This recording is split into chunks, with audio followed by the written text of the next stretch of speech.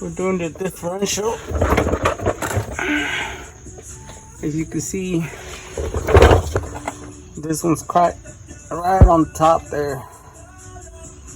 This is off of 2016 M4. So I got the ECS tuning bushing replacements for them. So right now we're trying to loosen all the stuff up.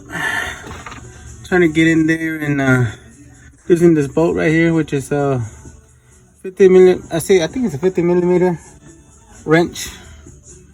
But you're supposed to have some type of special wrench or whatever. I did a regular big wrench. I got it loose, and now I'll have to take the drive shaft loose, pull it out the way, and then start taking everything that we need to take off of the rear here, so we can at least get this differential out of the way. As you can see here, there's no space to pull the damn bushing out. So there's a couple of different ways to do it. ECS tuning has a description information online that you can use, but they literally dropped the whole rear frame down, and that's a lot. A lot of people ain't gonna be able to do all that. There's also some other ones that they loosen everything up enough so this bolt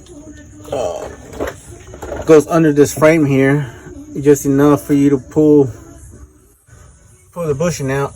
So right now what we're going to do is try to get the differential out by itself.